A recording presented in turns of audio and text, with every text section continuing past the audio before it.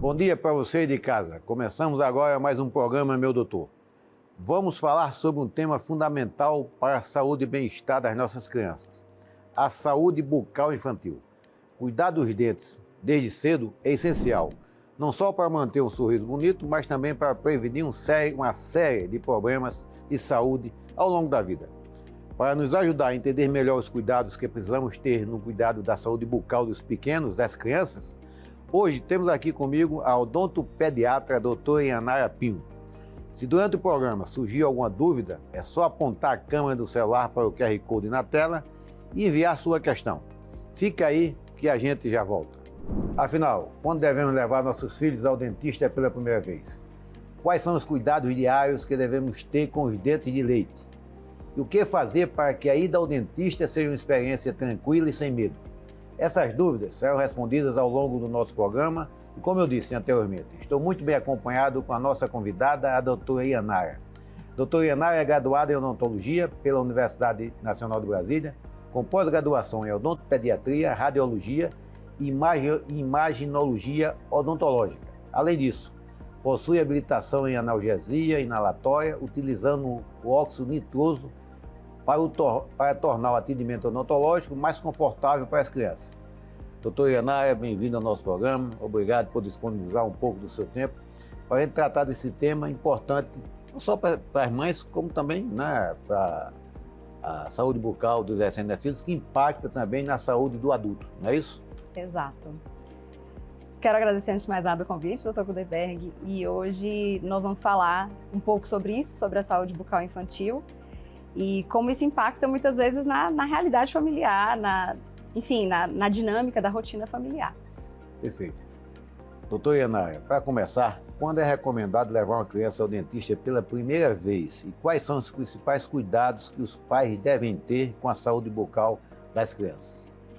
Vamos lá, a rigor, a criança deve ser levada a primeira vez ao odontopediatra quando ela tem o seu primeiro dentinho. Isso vai acontecer por volta dos 6 meses de idade. Em algumas situações, a gente tem que levar um pouquinho antes disso. Quando, por exemplo, hoje já é lei o teste da linguinha, que é feito ainda na maternidade. Em geral, quando a criança está ali nos seus primeiros 48 horas de vida, nas primeiras 48 horas. E aí, se é detectada ali alguma alteração, né, no freio da língua da criança, às vezes a criança precisa ir ainda recém-nascida ao consultório odontológico para que seja feita uma reavaliação e, se for o caso, o procedimento. Fazer lá uma pequena cirurgia, né? Exatamente. Mas, doutora Yanara, a gente está falando aqui de odontopediatra, né? É uma especialidade que a quantidade é suficiente para atender essa demanda ou não? Quando a gente fala em saúde privada, vamos dizer, sim, hoje a gente tem uma boa quantidade de odontopediatras, né? E aqui falando em capital, né, a gente também não pode tirar essa realidade que a gente está aqui, que é uma realidade privilegiada, né? Nós estamos numa capital do Brasil, exato, então nós estamos numa realidade privilegiada. Claro, se nós formos aí para regiões mais remotas, especialmente no norte, né, do país ali, regiões mais vamos lá mais para o interior do país, a gente não tem essa realidade da capital. E no serviço público, como é que está isso? Aí a gente vai para águas mais profundas, né? Realmente, assim, o SUS ele tem uma filosofia que é perfeita, vamos dizer assim, mas na prática, infelizmente, não é o que acontece. Precisamos investir mais, né? Exatamente, muito mais, para que a gente consiga prevenir esses problemas bucais que hoje são um problema, ainda lá na base, né, nas nossas crianças.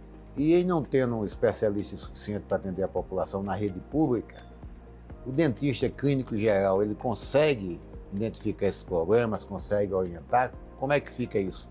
No caso do atendimento feito pelo dentista clínico geral. Os conhecimentos de odontopediatria, eles têm alguns conhecimentos muito específicos que são aplicados ali especificamente para a dentição infantil. Então, não é todo o tratamento que se faz no dente permanente que ele se aplica ao dente de leite. Então, são realidades diferentes, né? Porque a pessoa fala assim, não, é um mini paciente, é um mini adulto. Não, é um ser humano ali diferente com suas peculiaridades. Então, de fato, o clínico geral, a não ser que ele se interesse pelo assunto e se aprofunde um pouco mais, ele não tem exatamente todos os requisitos necessários para esse tratamento de excelência. Habilidade com esses conhecimentos, né? Exatamente. Da importância de nós termos mais odontopediatras à disposição da população. Com certeza. Você falou em dente de leite e os dentes de leite eles são temporários, mas tem uma vida média, uma duração, né? E qual a importância de tratar esses dentes de leite para evitar que eles não adoeçam, né? Não tenham problemas e ter aí essa utilidade, o tempo de utilidade diminuída. Como é que é isso?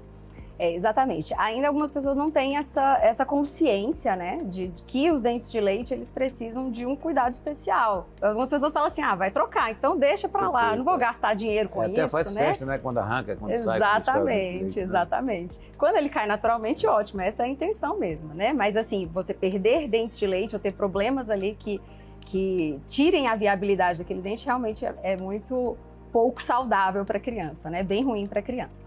Então, são dentes que têm uma importância fundamental, não só ali para preservar o espaço do dente permanente que vai vir futuramente, como também todas as funções que os dentes permanentes fazem, mastigação, fala, deglutição, né? O ato de engolir e a própria estética, né? A gente não pode deixar de falar sobre isso. Quando o dente de leite ele cai ou é extraído antes do tempo, pode alterar a arcada dentária e depois precisar fazer um tratamento odontológico. Exatamente. Quando a gente perde um dente de leite antes do tempo, né, especialmente se a gente fala de molares, que são aqueles dentes que ficam mais na parte posterior da boca, a gente começa a ter um desequilíbrio muito grande. Principalmente aí, inicialmente na mordida, porque os dentes tendem a querer, os dentes do lado tendem a ocupar esse espaço. Né? Exatamente. E aí quando o dente permanente vai tentar nascer, ele não tem espaço para vir. E aí a gente vai ter que ter um tratamento muito mais complexo. Um tratamento ortodôntico quando adulto e tal. Exatamente. Toda, né? Então, ele realmente é importante. Muito. Então, não precisa ter pressa de querer extraí-lo, né? Não. Bem, muitas crianças acabam desenvolvendo o hábito de roer as unhas ou chupar o dedo. Esses hábitos podem prejudicar o desenvolvimento dos dentes? E como os pais podem ajudar as crianças a superar esses hábitos de forma saudável?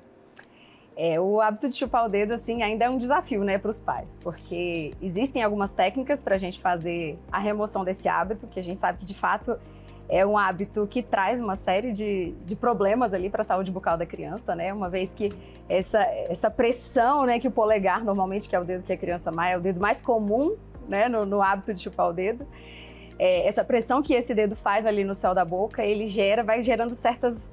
às vezes as pessoas pensam que é só os dentinhos que vão se inclinando para frente, mas não, toda a arcada dentária ali, ela vai se deformando, o céu da boca fica profundo, e aí a gente vai desenvolvendo algumas coisas que as pessoas muitas vezes não se atentam a isso, né? Então até a própria respiração, que ela tem que ser nasal, né? Quem foi feito para respirar foi o nariz, ela pode se tornar bucal. Então a criança com essas alterações da arcada pode desenvolver uma respiração bucal, que vai trazer uma série de consequências negativas aí para a vidinha dela. E essas orientações às mães são dadas também pelo pediatra ou só pelos dentistas? Em geral, o pediatra tem um conhecimento ali e hoje eles têm feito muito esse encaminhamento para o próprio odontopediatra. Eles dão uma informação um pouco mais rasa, um pouco mais superficial e encaminham ao odontopediatra para que essas informações sejam mais profundas ali. E a gente falou aí de chupeta e tal, e com relação ao uso da chupeta, como é que é isso? Tem criança que fica dependente, né? Como Exato. É que faz Exato. A chupeta é muito semelhante ao hábito do dedo, né? O dedo é um pouquinho mais complexo porque ele está literalmente sempre à mão. A mão. A chupeta, ela traz as mesmas consequências no sentido de deformar a arcada dentária, ser um possível causador de uma respiração bucal ao invés de nasal. E, além disso, há um desequilíbrio, a gente chama isso de sistema estomatognático, né? Os dentes, a língua, todo esse sistema a gente chama de sistema estomatognático. E aí, o uso da chupeta, ele traz, o dedo também, né, no caso, traz um desequilíbrio nesse sistema. E aí, com isso, a gente tem uma alteração, inclusive, no desenvolvimento dos ossos da face. E aí, a gente pode ter uma desarmonia aí num adolescente, num adulto, no futuro. Perfeito. A alimentação também influencia na saúde bucal, né? Que tipo de alimentos devemos evitar para proteger os dentes das crianças e quais são os benefícios para fortalecer a dentição? Além disso, quais as orientações que podem ser dadas para a escovação, para o uso do fio dental? Se já começa a usar o uso do fio dental logo nos primeiros anos, como é que é? Uma pergunta super ampla, dá para a gente falar muito sobre isso. Então vamos lá. Hoje os estudos mostram que a alimentação ela está super relacionada ao processo da doença cárie, que é o que a gente, né, o nome correto é doença cárie. Então, hoje a gente sabe que a alimentação cariogênica, ou seja, aquela alimentação muito rica em açúcares, né, açúcares fermentáveis, ela é uma alimentação que, assim, é um fator dentro da doença cárie que é um fator muito significativo. Mas, claro, a gente tem que pensar que a doença cárie não é uma questão que é um fator só que causa, é uma doença multifatorial. E aí a alimentação rica em açúcares, ela é um desses aspectos, mas de grande relevância. Então, o que a gente tem ali para prevenir, né? Além de ter uma higienização muito boa, né? Tanto com a escova de dente quanto com o fio dental, que deve ser usado, vamos abrir esse parênteses aqui, desde que a criança tenha 2 dentes unidos. Então, por exemplo, é um bebezinho, tá ali só com aqueles 2 dentinhos embaixo, fio dental entre eles, tá bom? Então, o dente começou a ter contato entre um e outro, fio dental. E até um mito, né? Aproveitar aqui que a gente está falando para muitas pessoas. Até pouco tempo atrás era indicado que as crianças tivessem uma higienização bucal antes dos dentes nascerem, ou seja, dos pais passarem uma gaze com água filtrada. Não sei se eu já recebeu essa orientação em algum momento. Tenho filhos, mas ficou a mãe é que deve ter tomado conta. Que cuida disso. Então, normalmente ali quando a criança era ainda muito pequenininha, antes dos dentes nascerem, era feita essa higienização, que hoje não é mais recomendada. Então, hoje a escovação com escova de dente, fio dental, etc., né, todo esse aparato aí de higiene bucal, ela é feita a partir do nascimento do primeiro dente. E a frequência? A gente pede que nesses primeiros momentos, na fase de adaptação da criança, porque eu também não vou mentir para vocês, tem criança que permite, mas muitas não permitem. É um momento aí muitas vezes desafiador. Eu tenho filho, para mim, uma é fácil, a outra é bem desafiador. Então, o que acontece? A gente pede que essa frequência seja mínima de 2 vezes ao dia. Perfeito. E hoje rotina o alimento multiprocessado, o alimento industrializado. Isso influenciou o surgimento das doenças, das cáries, nos recém-nascidos, nas crianças? Como é que é isso? Com certeza. Porque as doenças, o alimento natural hoje está bem mais caro do que o multiprocessado, infelizmente. E aí a gente tem a questão do custo, mas também tem a questão da praticidade, né? Então a gente falando dessa rotina nossa atual, de muito trabalho, muito estudo, já tá etc. Pronto ali, é mais fácil, mais barato. A tendência é você pegar um suco de caixinha, você pegar um salgadinho, uma coisa que está ali à mão e já colocar na lancheira das crianças, por exemplo.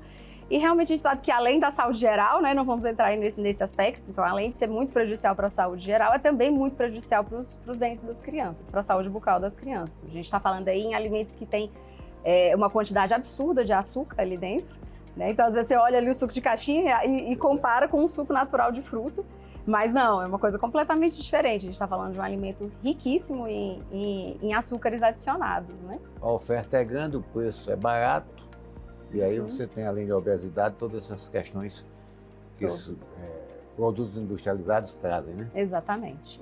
Bem, doutor, o assunto é interessante, mas chegamos ao final do nosso primeiro bloco, daqui a pouco a gente volta. Não saia daí. No bloco anterior, falamos sobre a importância dos primeiros cuidados com o dente das crianças e a primeira consulta ao dentista. Agora vamos falar sobre questões importantes como a prevenção de cárie e o uso de flúor. Quer ter a sua dúvida respondida? Envie sua pergunta. É só apontar a câmera do seu celular para o QR Code na tela. Doutora Ianara, nós vamos falar agora de uma questão importante que é o tratamento, né? E como é que faz a analgesia dessas crianças? Como é que você consegue trabalhar ali em um ambiente que permita que seja acolhedor e que as crianças permitam que você faça o seu trabalho, faça o tratamento. Como é que é isso? A gente está falando... Esse é o desafio, né, do dentista e da mãe, conseguir ali que a criança aceite ser submetida a esse tratamento. Exatamente. A gente está falando de uma região ali que é, vamos chamar assim, de sagrada para a criança, que é a sua boca. Então, muitas vezes a gente está falando de uma criança que ainda está na fase oral e você tem ali que fazer, às vezes, algum procedimento naquela região ali que a criança, muitas vezes, para a criança se mostra uma região aversiva. Então, a gente tem sempre como primeira alternativa as questões lúdicas mesmo, a gente chama de condicionamento. Então, a gente sempre tenta fazer um condicionamento da criança, mostrando que não vai doer, sendo muito acolhedora, conquistando, fazendo amizade com a criança.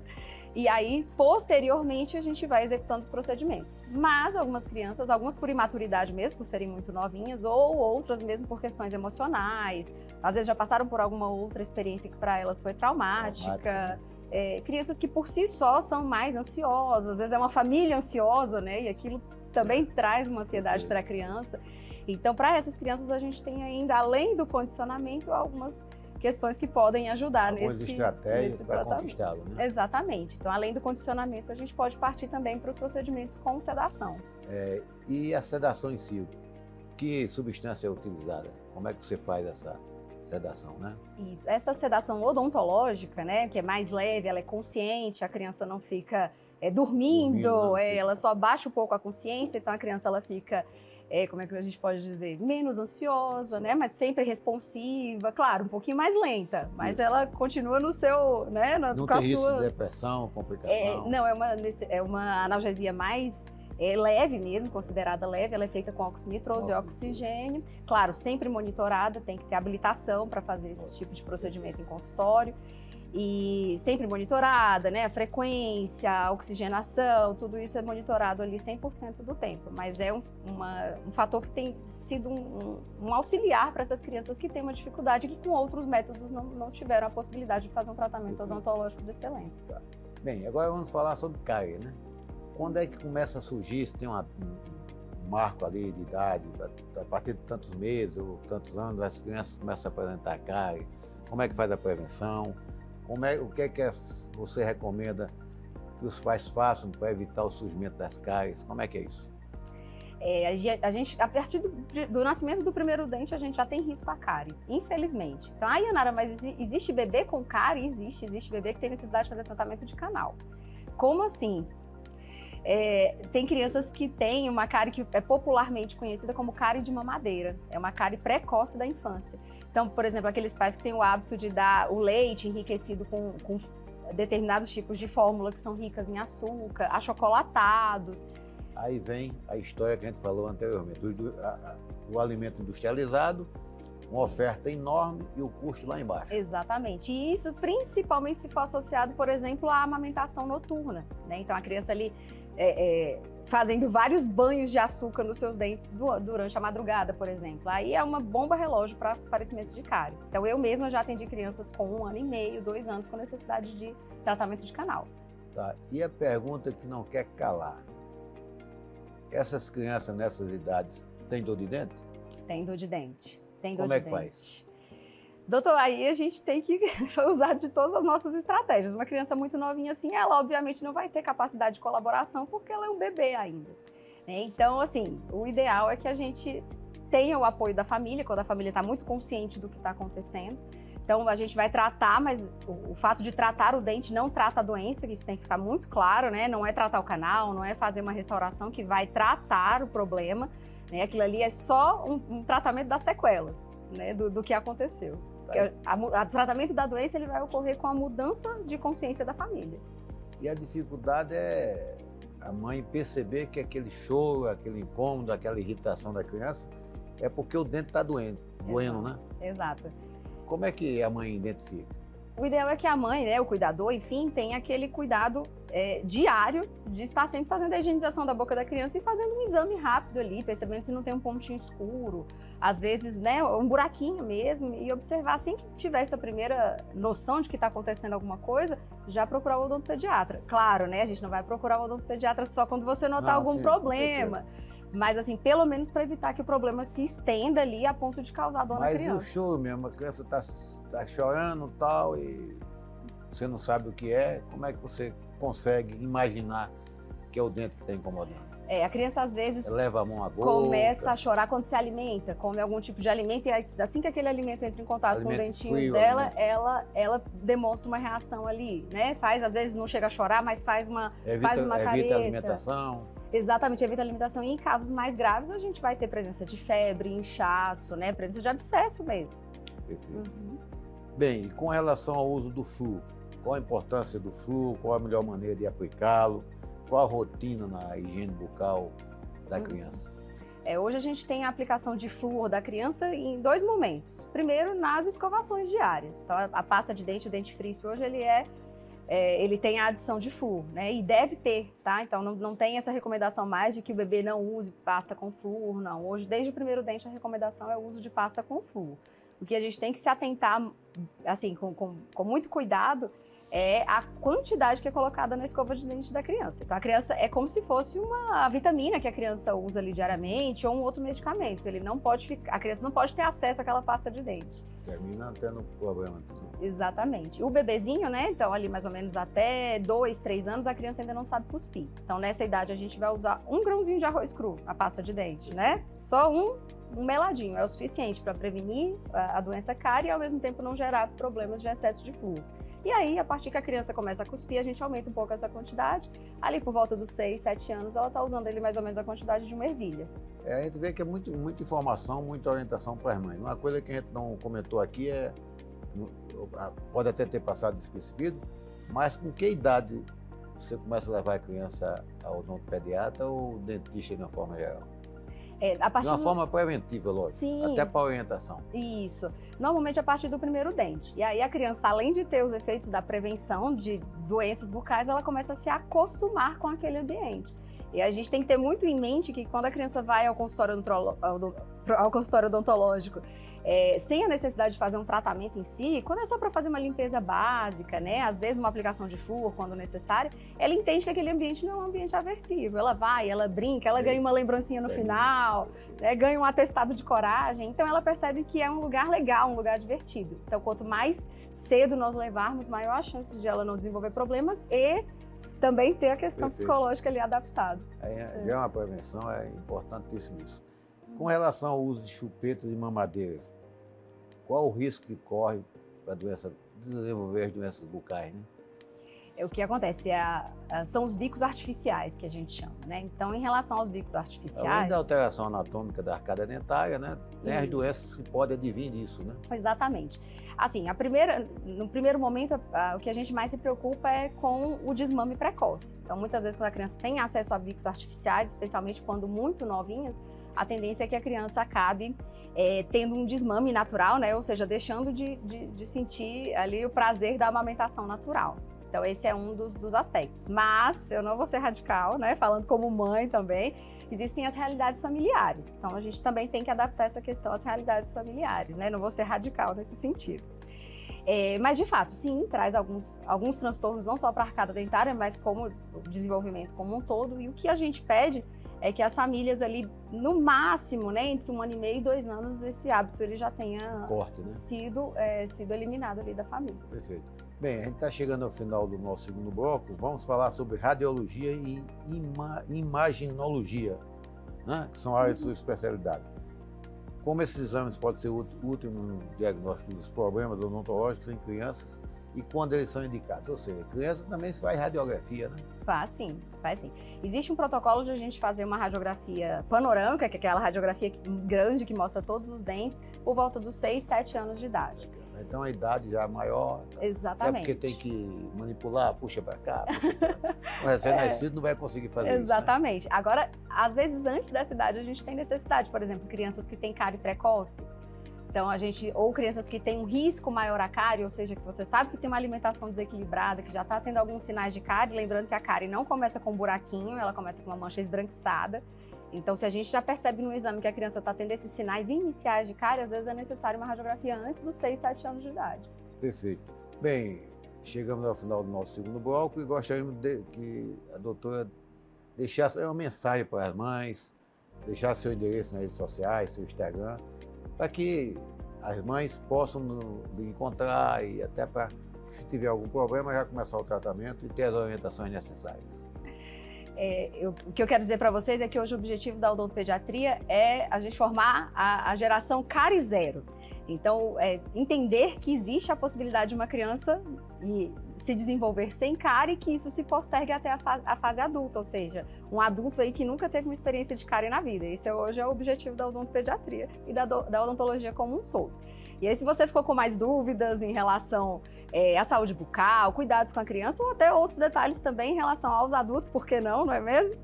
Procura a gente está ali no @yanara.odontologia com várias dicas de odontologia e também, se quiser agendar uma consulta para entender um pouco melhor como é que está a sua saúde bucal, enfim, saber uma coisa ali mais personalizada, né, como prevenir outros problemas. A gente tem 3 unidades hoje, na Asa Sul, na Asa Norte, em Águas Claras, e vai ser um prazer enorme tomar um cafezinho com vocês e conhecê-los pessoalmente.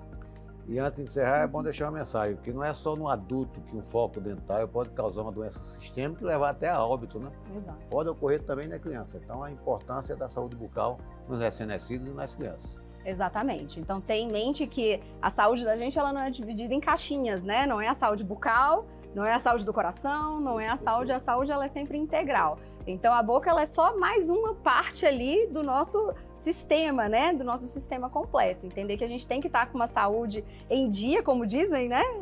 A saúde começa pela boca.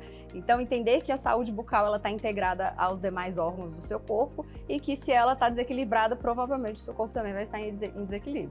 Bem, doutor Ienaia, mais uma vez, obrigado por participar do nosso programa e agradecer a você que nos assiste e convidá-los para nos acompanhar no próximo domingo a partir das 10h30 da manhã, aqui na TV Brasília, Canal 6.